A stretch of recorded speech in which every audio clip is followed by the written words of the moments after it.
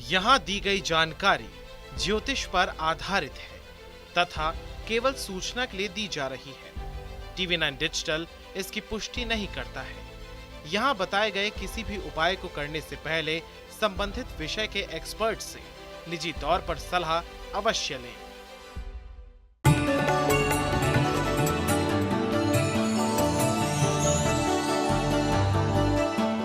नमस्कार, स्वागत है आप सभी का। आप देख रहे हैं एस्ट्रो साइंस। मैं हूं आपके साथ अंजलि और मेरे साथ हैं एस्ट्रो साइंटिस्ट गुरुदेव जीडी वशिष्ठ जी। सर, आपका स्वागत है। दाता खुशियां दे, माता रानी सुखी रखे। कई लोगों को रात में ढंग से नींद नहीं आती है और आती भी है तो बुरे बुरे सपनों के कारण उनकी नींद खुल जाती है। अक्सर सांप के सपने, भूत प्रेत के सपने आते हैं या कुछ ऐसे सपने भी आते हैं जिसके चलते डर लगा रहता है। हम आपको बताएंगे कि आखिर सपने आने के पीछे कारण क्या है और ये किस तरह से हमारी दिनचर्या के साथ जुड़ा हुआ है। इसके साथ ही आपकी राशि के बारे में भी आपको गुरुदेव आज बताएंगे।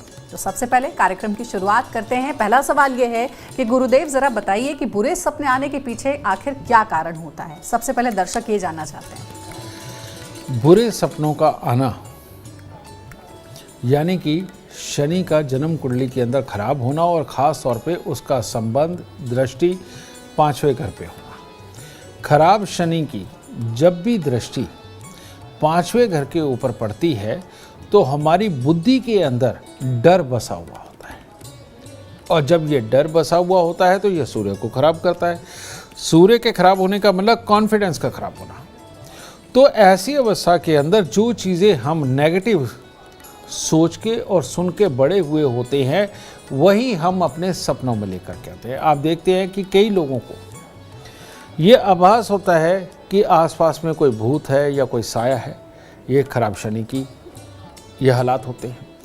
कई लोगों को सपने के अंदर कोई जानवर डसते हुए उनके पीछे भागते हुए नज़र आते हैं। ये खराब शनि के कारण होता है। और कई लोगों को अपने पीछे सांप भागता हुआ नज़र आता है। कईयों को सांप बहुत ज़्यादा नज़र आते हैं। कईयों को बहुत कोई तूफ़ानी सिचुएशन के अंदर फंसे हुए नज़र आते हैं।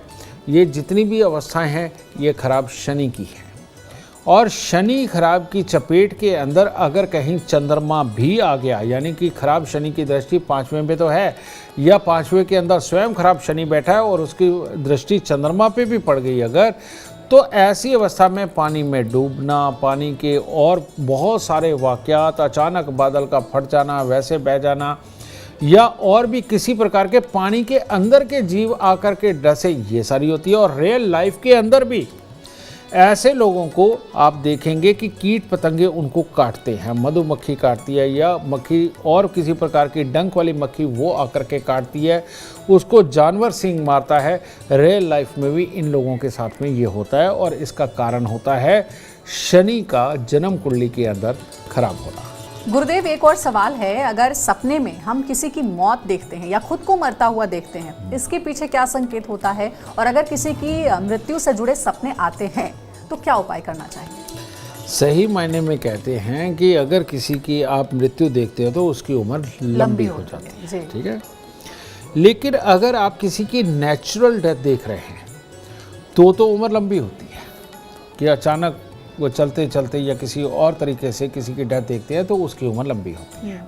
ये शुभ संकेत में माना जाता है। लेकिन अगर आप ये देखते हैं कि उसको किसी ने मार दिया और मारते हुए आपने उसके खून भी अगर निकलते हुए देखा तो ये मंगल शनि की लड़ाई हो जाती है और ये शुभ नहीं होती। और ऐसी अवस्था में ये प्रॉब्लम उस रिश्तेदार या उस जानकार की वजह से अपने जीवन को प्रभावित कर सकती है। और वो क्या प्रभावित कर सकती है? ये मंगल और शनि का खराब मेल होता है जिसके अंदर जिन चीज़ों को आपने डॉक्यूमेंटेड नहीं किया है, जिन चीज़ों की आपने लिखित नहीं करी है और उसके साथ में उस चीज़ को लेकर के काम है, लेन देन है, तो ऐसे में उस शख्स से आपको धोखा मिलने वाला है और उस धोखे के अंदर लड़ाई होकर के रिश्ता टूटने वाला है। तो ऐसी अवस्था के अंदर अगर आप किसी की मृत्यु देखते हैं, उसके खून भी निकलते देखते हैं, तो समझ लीजिए उसके साथ भविष्य के अंदर विचार मिलने में दिक्कत आएगी। तो ऐसी अवस्था के अंदर आपको अगर इस तरह का कोई सपना आए तो 9 दिन लगातार एक नारियल पूजा वाला, 10 साबुत बादाम और 10 छुआरे लेकर के मंदिर के अंदर देने चाहिए ताकि ये बुरा सपना आपकी ज़िंदगी में कोई बुराई ना ला पाए। गुरुदेव, अगर सपने में पितृ आते हैं, पितरों का दिखना क्या संकेत करता है और ऐसी स्थिति में क्या करना चाहिए? पितरों का भी इसी प्रकार से कि वो तृप्त आए हैं, आशीर्वाद देने आए हैं, कुछ देने आए हैं या कुछ लेने आए हैं। ठीक है, अगर वो तृप्त आए हैं, आपको कुछ देने आए हैं या आशीर्वाद देने आए हैं, तो ये चंद्रमा की बहुत ही शुभ अवस्था है, जिसके अंदर आप समझ लीजिए कि भविष्य के अंदर अगर आप स्टूडेंट हैं तो आपकी पढ़ाई कामयाब होने वाली है। अगर आप कुछ सीख रहे हैं तो बहुत अच्छी तरह से सीखने वाले हैं। अगर आप कोई काम कर रहे हैं, कोई वाहन खरीदना चाहते हैं, प्रॉपर्टी लेना चाहते हैं, घर के अंदर कोई शुभ कार्य करना चाहते हैं, तो वो आपका पूरी समृद्धि के साथ पूरा होने वाले हैं।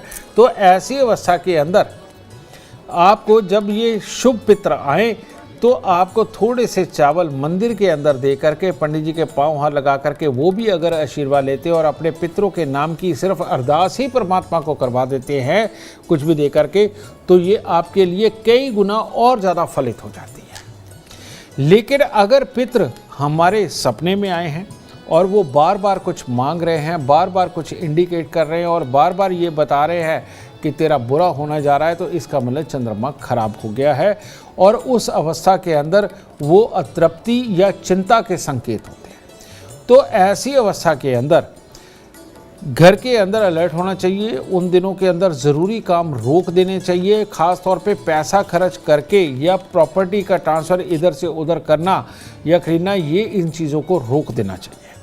अब यहाँ पर दो चीज़ें बनती है, एक तो आप अपने काम पे पैसा लगाने लगे या ज़रूरी चीज़ों के ऊपर, रिश्तों के ऊपर पैसा लगाने लगे हैं या शादी करने लगे हैं, तो ऐसी अवस्था में थोड़ी देर के रुक जाए और चंद्रमा की वस्तुएं, मिश्री, चीनी, चावल, ये लेकर के वृद्ध आश्रम में दे करके पाँव हाथ लगा करके आशीर्वाद लेना शुरू करें और हर महीने की अमावस को अपने पितरों के लिए कुछ भी कच्चा या पक्का बना करके पंडितों को खिलाना, समझ गए। और ख़ास तौर पे कर्मकांडी जो हों, जो मंदिरों के अंदर पुजारी हों, उनको खिलाना, उनको देना, ये हर अमावस को करने लगेंगे तब ये पितर तृप्त होते हैं और अच्छापन आता है। और इसके अलावा ये वृद्ध आश्रम के अंदर देना वो भी शुभ होगा। और इसके साथ ही अगर अपने पितरों के नाम का कोई गरीबों के अंदर भंडारा जिसके अंदर नमकीन, मीठा, तला हुआ, ये तीनों ही चीज़ें हों, ये कर देने से बुराइयाँ टलती हैं। और ये संकेत को समझ करके आप अगर ज़रूरी चीज़ों को अभी रोक करके और जब दोबारा पितर आकर के आपको आशीर्वाद देने स्वरूप आप आएंगे, समझ लीजिए अच्छा समय आया, वहाँ से अपने शुभ कामों की शुरुआत करते हैं तो आपके लिए अति उत्तम रहेगा। गुरुदेव, अगर हम सपने में भीड़ भाड़ देखते हैं या कोई मांगलिक कार्य देखते हैं, क्या ये शुभ होता है या अशुभ होता है? सपना यानी कि आपकी वो अवस्था जिसके अंदर मंगल और राहु, यानी कि आप बिस्तर के ऊपर सो रहे हैं तो यानी कि केतु, और उसके अंदर आपके विचार राहु, और उसके अंदर मंगल कार्य देखना, मंगल राहु केतु की लड़ाई। इसीलिए कभी भी किसी की भी शादी सपने के अंदर देखना शुभ नहीं माना जाता। ठीक है। भीड़ भाड़, अब भीड़ भाड़ तो कई तरह की होती है। अब वो धार्मिक स्थान की भीड़ भाड़ है, रोड की भीड़ भाड़ है, आपके घर के अंदर भीड़ भाड़ है, लेकिन किसी भी तरह की भीड़ भाड़ हो वो राहु को ही इंडिकेट करती है, लेकिन एक धार्मिक स्थान की भीड़ भाड़ को छोड़ करके। ठीक है। तो भीड़ धार्मिक स्थान को छोड़कर कहीं की भी और मंगल कार्य यानी कि शादी वगैरह होना देखना, ये मंगल शनि, मंगल राहु केतु, इन तीनों की एक तरह की लड़ाई का ये संकेत होता है। तो ऐसी अवस्था में क्या करना चाहिए? ऐसी अवस्था के अंदर सबसे उत्तम है कि आप थोड़ा सा दूध और अनार 1, 2, 3, 4 अपनी समर्था के अनुसार, मेरी तरफ से 10 किलो, तो अनार और दूध ये आप मंदिर में लगातार कम से कम 9 दिन चढ़ाएं, तो इस सपने का बुरापन वो खत्म होगा। और हर रोज़ कुत्ते और कौवों को कुछ ना कुछ खाने को दें, कम से कम 1 महीना, समझ गए, या 43 दिन दे, सबसे उत्तम। 1 महीना मैं इसलिए कह रहा हूँ क्योंकि उसमें 27 नक्षत्र घूम जाते हैं और 43 दिन लाल किताब के अनुसार राशि, ग्रह, ये सब कोई मिला के 4 दिन फालतू मनाए जाते हैं। तो ऐसी अवस्था के अंदर बेटा 43 दिन ये करना इस बुराई से निजात दिलाएगा, वरना ये इंडिकेशन हो सकती है कि आपका मंगल खराब होने जा रहा है, ज़िंदगी के अंदर टेंशनें बढ़ने जा रही हैं और कोई ना कोई बीमारी का संकेत भी ये घातक हो सकता है। तो इसीलिए इससे बचने के लिए ये उपाय करना बहुत ज़रूरी होता है। और अब आगे बढ़ते हैं और बात अपने स्पेशल एलिमेंट की करेंगे, क्योंकि लगातार हम सपनों की बात कर रहे हैं गुरुदेव। तो ज़रा ये भी बताइए कि घर में वास्तु के अनुसार बेड की जो दिशा है या सोने की दिशा है वो क्या होनी चाहिए? सोने की दिशाएं दो ही प्रेफरेबल है, और वो कौन सी है? पश्चिम दिशा की तरफ सर करना और पूरब दिशा की तरफ हमारे सोते हुए नक्श में आना। उसके लिए कहा जाता है कि पूरब दिशा की तरफ से आने वाली हेल्दी हवाएं वो हमारे अंदर जाते हैं, हमारी ऑक्सीजन के ज़रिए वो हमारे अंदर आते हैं, जो हमारे दिमाग को शांत रखती है और शरीर को पुष्ट रखती है।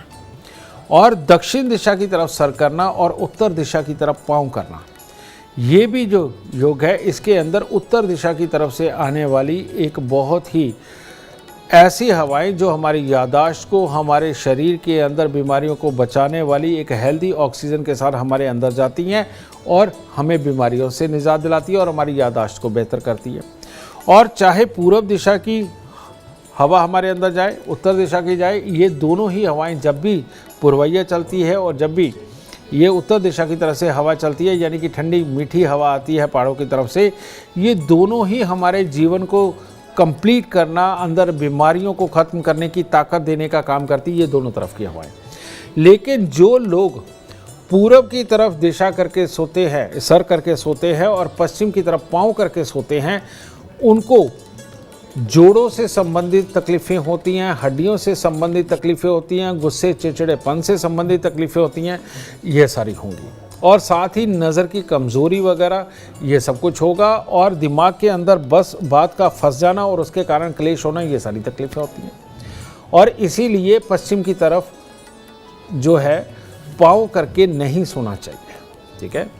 दूसरा, जो लोग दक्षिण की तरफ पाँव करके सोते हैं, उनके घर में लड़ाई झगड़े कलेश पैदा होते हैं, बच्चा पैदा करने की क्षमता कमज़ोरी होती है, पेट खराब होता है और साथ ही आँखों की कमज़ोरी होती है और जेलस भावना अपने अंदर बढ़ती है, क्योंकि पश्चिम और दक्षिण दोनों ही रोग कारक दिशाएं हैं और जब भी इधर की तरफ से हवाएं चलती हैं और ये हमारे पास डायरेक्ट आती हैं तो ये हमें रोग देती हैं। पूरब और उत्तर की तरफ से जब भी हवाएं चलती हैं, उसके अंदर की हुई एक्सरसाइज, भाग दौड़ ऑलवेज आपके शरीर के लिए अच्छा होती है, क्योंकि उस वक्त में ऑक्सीजन जितनी ज़्यादा आपके अंदर जाएगी आपके लिए उतनी ही शुभ फलदायी रहेगी और रोगों से बचाने वाली रहेगी। तो इसीलिए उत्तर और पूरब की तरफ समझे आप पाँव करके सोएं और दक्षिण और पश्चिम की तरफ सर करके सोना, यही आपके भाग्य को, शरीर को, आपके दिमाग को, अपनी युक्तियों को दुरुस्त करने के लिए सबसे उत्तम दिशाएं मानी जाती हैं। तो इस बात का विशेष रूप से आप ध्यान रखिए कि आपके बेड की दिशा, सोने की दिशा क्या होनी चाहिए। जो गुरुदेव ने बताया उसे ज़रूर आप फॉलो करें अपने घरों में। गुरुदेव, अगर सपने में बार बार कोई जानवर दिख रहा हो या फिर सांप दिख रहा हो, तो ये किस बात का संकेत देता है? सांप के लिए भी ऐसा ही। अगर सांप या जानवर ये धार्मिक स्थान पे खड़ा हुआ या इसके आगे पीछे धार्मिक स्थान नज़र आए, तो इसका मतलब ये है कि भविष्य में आप कुछ भी एक अचानक एक कर्म ऐसा करेंगे जो आपको मालोमाल करेगा, लेकिन दुनियादारी के सुख देने के लिए, आध्यात्मिक सुख के लिए, दुनियादारी के सुख देने के लिए। लेकिन अगर बार बार आपको सांप नज़र आता है, बार बार सिर्फ निकलता है, बिल में घुस जाता है या भागता है, जानवर भी इसी तरह से आम जगह पे नज़र आता है, भागता है, लेकिन आपको कुछ कह नहीं रहा, तो ऐसी अवस्था के अंदर क्या है कि छोटी छोटी समस्याएं आपको घेरे रहेंगी और आप भागते रहेंगे और आपको वो तकलीफ़ दे रहेंगे और कामों को सफल नहीं होने देंगे। जो भी काम करेंगे उसके लिए बार बार आपको प्रयास करने पड़ेंगे। तो ये सपने के अंदर जानवर का दिखना और सांप का दिखना आपको उलझनों के अंदर उलझा करके रखेगा। तो ऐसी अवस्था के अंदर आपने सुना होगा कि हमारे बहुत सारे गानों में भी है और वो हमारे संस्कारों पे भी बने कि कौवे को मीठी चूरी खिलाई जाती थी, देसी घी और चीनी डाल के या शक्कर डाल के चूरी बनाई जाती है रोटी की, और वो कौवे को डाली जाती है। तो ऐसी अवस्था में बुध को और शनि को दुरुस्त करना, बुध और शनि का मिश्रित जो धरती पर पक्षी है वो है कौवा, ठीक है। तो कौवे को मीठी चूरी खिलाना अपने आप में मंगल को दुरुस्त करना और शनि की बुराई को खत्म करना और बुध को अच्छा करना, ये एक कॉम्बिनेशन बनता है। तो उन दिनों के अंदर कौवे को मीठी देसी घी की चूरी ज़रूर खिलानी चाहिए। इसके साथ ही घर की पहली रोटी आधी गाय को, आधी से आधी कुत्ते को और आधी से आधी कौवे को, ये अगर आप तीनों पापी ग्रहों को खुश करके चलते हैं, यानी कि गाय यानी कि शुक्र, कुत्ता यानी कि केतु, कौवा यानी कि बुध मिश्रित शनि, अगर इनको आप ये अपनी खुराक का निवाला दे करके चलते हैं और इनको अपने जीवन का हिस्सा बनाते हो, तो ये अपने पाप को त्याग देंगे, और त्याग देंगे तो आपके प्रयास, आपके कर्म वो सफल होने लगेंगे। ये बेमतलब की उलझने जीवन से दूर जाएंगी और आप कामयाबी पाएंगे। गुरुदेव, अब एक आखिरी सवाल है। सपनों के बारे में बहुत सारी बातचीत हो गई, लेकिन बुरे सपने ना आए, इससे बचें और जल्दी से नींद आ जाए बेड पर जाते ही, ये मेरा अपना पर्सनल सवाल है, उसके लिए क्या करना चाहिए? बहुत अच्छा सवाल है ये, और इस सवाल का जवाब देने के लिए इसलिए अच्छा लगेगा, कारण ये कि बहुत सारी दुनिया त्रस्त है। जिनकी भी जन्म कुंडली के अंदर राहु 12वें घर में बैठ जाए, वो शनि को खराब कर देता है। और जब शनि खराब होता है तो ऐसी अवस्था के अंदर मंगल काम आता है, और मीठी नींद का ऑलवेज कारण मंगल होता है। और जिसका भी मंगल 12वें स्थान पर हो, उस इंसान को बिस्तर पे जाते ही बहुत अच्छी नींद आती है, और बिना सोच विचार के वो बड़े आराम से सो सकता है और लंबी नींद सो सकता है। दूसरा, जिसके मन के अंदर व्यथाएं चलती हैं, जो मन के अंदर से परेशान इंसान होता है और हर वक्त सोचने की आदत का हो, उसको नींद नहीं आती, उसका चंद्रमा डिस्टर्ब होता है। ठीक है, तो ऐसी अवस्था में करना क्या चाहिए? अब ये चंद्र और मंगल ये बनते कहाँ हैं? हमारे शरीर के अंदर लगभग 70% पानी है, तो चंद्रमा तो पूरे शरीर में ही है। मंगल यानी कि ये खून, यानी कि रेड सेल्स कहाँ बनते हैं?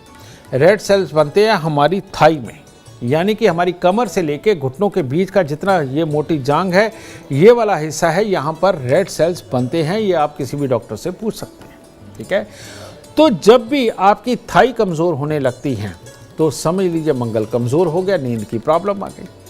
ये साइंटिफिक रीज़न है। और दूसरा, अगर राहु का संबंध है तो वो सोच विचार में इतना उलझा देगा कि आप प्लानिंग बनाने में रहेंगे, आपको नींद नहीं आएगी। और तीसरा, चंद्रमा अगर खराब है तो मनोमन आप बहुत ज़्यादा सोच करके उतावले होते रहेंगे, जिसकी वजह से नींद नहीं आएगी। तो ये 3 रीज़न है।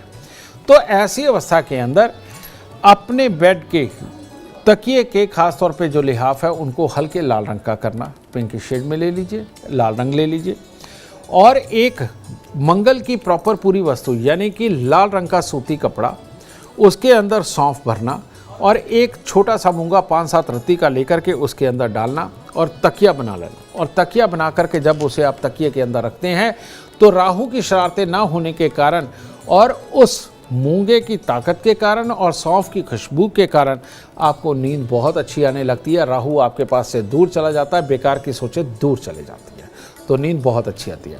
दूसरी, चंद्रमा, चंद्र और मंगल को दोनों को अच्छा रखने के लिए हर मंगलवार को अगर दूध में आप हलवा बनाते हैं, यानी कि सूजी को घी में भूनते हैं, उसके अंदर पानी की जगह दूध डालते हैं और वो बना करके मंदिर चढ़ा करके अगर आप बांटते हैं, तो इससे भी, और यह चावल मिश्री वैसे ही हर रोज़ आप मंदिर में देना शुरू कर देते हैं, चंद्रमा अच्छा होने लगता है, तो नींद आने लगती है। और तीसरा सबसे काबिल उपाय, अगर आप दिन में 2 बार सुबह और शाम, पहले 10-10 बैठक, बाद में 20-20 बैठक, और इसी तरह से करते हुए सुबह शाम 50-50 अगर आप बैठक मारनी शुरू कर देते हैं और अपनी थाइस को मजबूत करते हैं, और जब मजबूत थाई के अंदर ज़्यादा ब्लड सेल्स पैदा होते हैं, यानी कि रेड सेल्स ज़्यादा पैदा होते हैं, तो नींद अपने आप बहुत अच्छी आने लगती है।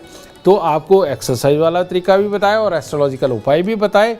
तो अगर ये आप दोनों ही करेंगे, एस्ट्रोलॉजिकल उपाय भी और ये बैठक मार के अपनी थाई को मजबूत करके रेड सेल को और पैदा करने वाली मशीनरी को ज़्यादा चालू करने वाला उपाय ये दोनों करते हैं, तो आपकी नींद को कोई भी खराब नहीं कर सकता। आप ऑलवेज सुखद और अच्छी नींद सोएंगे। चलिए, तो ये आमतौर पर ज़्यादा से ज़्यादा लोगों की समस्या, प्रॉब्लम थी, नींद नहीं आती है, बेड पर जाते ही नींद कैसे आए, तो बता दिया है गुरुदेव ने। आप चाहे तो ज्योतिष उपाय भी कर सकते हैं और साथ ही वर्कआउट करेंगे, थके हारे रहेंगे तो नींद भी खुद ब खुद अच्छी आ जाएगी। अगर आप जीवन में चाहते हैं कामयाबी, अपार धन और लाभ, गुरुदेव के बताए हुए उपाय आप जरूर फॉलो करें। उम्मीद करते हैं आपको आज का विषय पसंद आया होगा। कल आपके सामने लेकर आएंगे एक और विषय जो आपके कॉम्प्लिकेटेड लाइफ को बना देगा आसान और खुशियों से भर देगा। अगर आप हमारे गुरुदेव से मिलना चाहते हैं, उनका अपॉइंटमेंट चाहते हैं तो आप कॉल कर सकते हैं। नंबर है 9999990522। साथ ही अपनी और अपने परिवार से जुड़ी किसी भी समस्या का आप समाधान चाहते हैं, हर कष्ट हर तकलीफ से राहत चाहते हैं तो आप एस्ट्रो साइंस ऐप डाउनलोड करना ना भूलें। फिलहाल समय हो गया है आपसे इजाजत लेने का। आप बने रहे हमारे साथ और हमारे एस्ट्रो साइंटिस्ट गुरुदेव GD वशिष्ठ जी के साथ देखना ना भूलें एस्ट्रो साइंस रोजाना सुबह 8 बजे। नमस्कार।